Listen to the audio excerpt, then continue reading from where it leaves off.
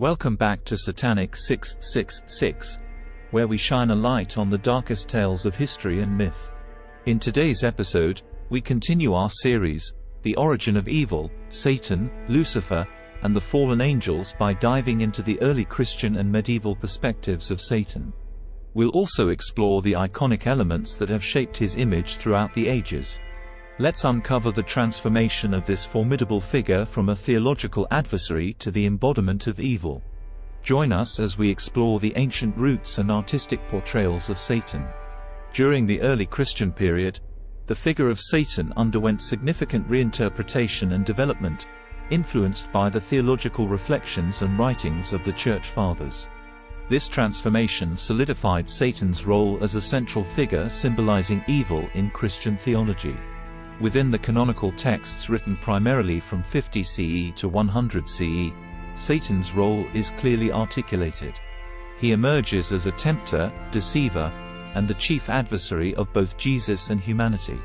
Notable instances include the temptations of Jesus in the wilderness, Matthew chapter 4 verse 111, and his role in the events leading to the crucifixion. In the Book of Revelation, written around 95 CE, Satan is depicted as a dragon leading a rebellion against heaven, ultimately defeated and cast down, emphasizing his role as a cosmic enemy destined for defeat. One of the early church fathers, Tertullian, wrote extensively about Satan, particularly emphasizing his role as the tempter and accuser. Tertullian's writings helped to frame the devil as an active presence seeking to undermine the church and lead Christians astray. Origen contributed significantly to the intellectual and spiritual understanding of Satan, particularly through his discussions on the nature of evil and free will. He suggested that Satan was a created being who fell from grace due to his own choices, emphasizing the role of free will in the presence of evil. Augustine further developed the concept of Satan in his works, most notably in the context of the doctrine of original sin. He portrayed Satan as the instigator of evil, whose fall from grace was due to pride and disobedience. Augustine's views heavily influenced later Christian thought, portraying Satan not just as a personal being but as the symbolic embodiment of all opposition to God and goodness. In early Christian communities, Satan's evolving story served as a moral and ethical benchmark. He was a figure against whom believers could measure their own temptations and moral failings, making him a central figure in the development of Christian ethical teachings.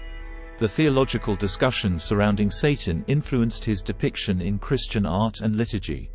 From the early medieval period onward, portrayals of Satan began to reflect his role as the ultimate antagonist, often depicted in dramatic and fearsome forms to visually communicate the threat of evil. The early Christian interpretations of Satan reflect the dynamic interplay between scriptural texts and theological discourse. By the 5th century, Satan had become not only a well-established theological entity but also a central figure in Christian teachings about morality, sin, and redemption. This period set the foundation for how Satan would be viewed throughout the subsequent history of Christian thought and culture. The depiction of Satan in Christian art has transformed significantly over the centuries, incorporating various iconographic elements that symbolize his role as the embodiment of evil. These visual representations have played a crucial role in shaping public understanding of Satan, influencing both religious practice and cultural perceptions. In the earliest Christian artworks, Satan rarely appears. When depicted, he is usually portrayed as a plain, nondescript human figure, reflecting the early Christian theology's ambiguous conception of him as more of an adversarial role than a distinct persona. During the Byzantine era, circa 330–1453 AD, portrayals of Satan began to incorporate more elaborate elements. Drawing on earlier pagan imagery, he was sometimes shown with dark or monstrous features, symbolizing his role as the Prince of Darkness and a deceiver. Throughout the Gothic, 12th to 16th century, and Romanesque periods, the depiction of Satan acquired more defined and often grotesque characteristics. This shift was part of a broader trend in medieval art to vividly depict moral lessons and biblical stories, educating an illiterate populace.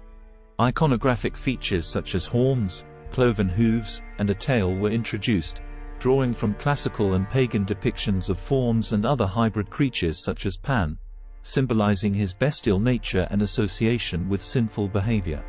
Red became a common color associated with Satan, symbolizing blood, fire, and a visual cue for danger and sin. Further features like bat-like wings and a forked tongue were added over time, enhancing his demonic and fearsome appearance. During the Renaissance and Baroque periods, artists like Michelangelo, Leonardo da Vinci, and Peter Paul Rubens further evolved the depiction of Satan, often emphasizing his fall from grace.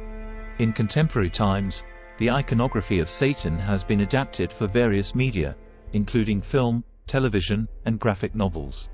While some traditional elements like horns and red skin are retained, contemporary portrayals often focus more on his psychological traits rather than monstrous ones, reflecting a shift towards viewing evil as complex and multifaceted. The iconographic elements used to depict Satan in Christian art are laden with symbolism and have evolved to meet the needs of different historical periods. From medieval teaching tools to complex character studies in modern media, these visual representations of Satan have significantly influenced how he is perceived and understood in Christian culture and beyond. These elements not only convey theological concepts but also tap into deep cultural fears and fascinations regarding the nature of evil. Thank you for joining us today on Satanic 666 as we explored the deep history and powerful imagery of Satan. We hope this episode has illuminated how art reflects and shapes our understanding of such a complex figure. If you found today's discussion enlightening and wish to go further into the shadows of history and mythology, remember to like, share, and subscribe to Satanic 666. Your engagement helps us continue to explore these dark and intriguing topics. We invite you to leave your thoughts and any questions in the comments below. What did you find most intriguing? What would you like to see explored in future episodes? Until next time, keep the candles burning, embrace the mysteries of the dark, and continue to seek the hidden truths behind the legends. This is Satanic 666, where we uncover the past's darkest secrets and bring the shadows into light. Subscribe now, so you never miss an episode of our explorations into the unknown.